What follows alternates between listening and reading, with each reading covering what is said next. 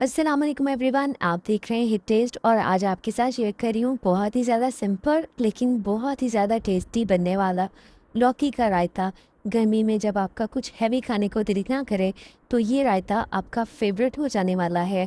बच्चे भी इसको मांग मांग के खाएंगे, जो कद्दू वैसे खाते नहीं है वो सब इसके फ़ैन हो जाएंगे। बहुत ही ज़्यादा यमी बनता है और बहुत ही आसान है इसको बनाना। तो चलिए स्टार्ट कर लेते हैं। तो देखिए, इसके लिए मैंने एक कद्दू लिया है और एक कद्दू से ही काफ़ी ज़्यादा रायता बनकर तैयार हो जाता है। सबसे पहले हमने कद्दू को अच्छी तरह से छीलना है, मोटे छिलके ही उतारेंगे, ज़्यादा बारीक से इसको उतारने की ज़रूरत नहीं है आपको। मोटा मोटा छिलका उतारेंगे ताकि कद्दू बिल्कुल भी कड़वा ना बने। और आपने इसको बहुत ही अच्छी तरह से छीलना है। इसका टॉप और बॉटम पार्ट भी आपने रिमूव करके ना एक दफ़ा इसको आपने धो लेना है और फिर आपने इसको कद्दूकश करना है। तो जो ग्रेट हमने करना है ना, वो ग्रेटर की बारीक वाली साइड से करना है। ये देखें, इस तरह से इसको बारीक जो साइड होती है ना, उस तरफ से हमने इसको अच्छी तरह से कद्दूकश कर लेना है। अच्छा, इसका कलर ख़राब ना हो तो आपने क्या करना है कि इसको खुला नहीं छोड़ना, इसमें आपने पानी लाजमी से डाल देना है वरना ये काला हो जाएगा। तो पानी डाल के ही आपने इसको रखना है। अब मैंने पैन ले लिया था एक और उसमें डाल दिया तकरीबन 1 से 1.5 गिलास पानी। और इस पानी में हमने अपना कद्दू शामिल कर देना है क्योंकि हम इसको बॉयल करेंगे। तो बहुत ज़्यादा पानी आपको डालने की ज़रूरत नहीं है, कद्दू अपना पानी भी छोड़ता है। तो सिर्फ 1 से 1.5 गिलास पानी काफ़ी रहेगा। इसमें कद्दू डालें और एक दफ़ा इसको अच्छी तरह से पानी में डिप कर दें। बस हम ढक्कन लगाएं और इसको आपने 8 से 10 मिनट कुक होने देना है। इतनी देर में बहुत ही अच्छी तरह से ये सॉफ्ट हो जाएगा क्योंकि हमने इसको बारीक वाली साइड से ही कद्दूकश किया है ना, तो बहुत जल्दी ये गल जाएगा।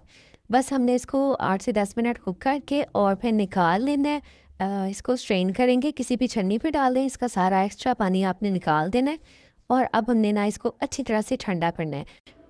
गरम गरम कद्दू आपने दही में नहीं डालना वरना दही खट्टा हो जाएगा, पानी छोड़ देगा। तो आपने कद्दू को अच्छी तरह से पहले ठंडा होने देना है। तो इसको मैंने निकाल के रख दिया था और मैंने तो इसको फ्रिज में ही रख दिया था ताकि ये खूब अच्छा सा ठंडा हो जाए। और जो दही हमने इस्तेमाल करना है ना, वो भी आपने फ्रिज का ठंडा दही इस्तेमाल करना है, तभी रायते का आपको मज़ा आएगा। तो मैंने ले लिया एक बोल में और ये तकरीबन आधा किलो दही है। और इसको अच्छी तरह से हमने बीट करना है ताकि ये बिल्कुल प्लेन और मुलायम सा हो जाए। इसके बाद हम इसमें सारे इंग्रेडिएंट्स शामिल करेंगे। चलें जी, तो दही अच्छा सा बीट हो गया। अब मैं इसमें शामिल कर रही हूँ हमारा कद्दू, जिसको हमने अच्छा सा ठंडा कर लिया है। और साथ में इसमें जाएगा प्याज का चॉप किया हुआ। मैंने एक छोटा प्याज चॉप करके डाल दिया इसमें और थोड़े चॉप्ड टमाटर डाल दिए। ये भी एक ही टमाटर है, बीच वाला हिस्सा रिमूव कर देंगे। कुछ कटी हुई हरी मिर्चें, धनिया और पुदीना डालेंगे।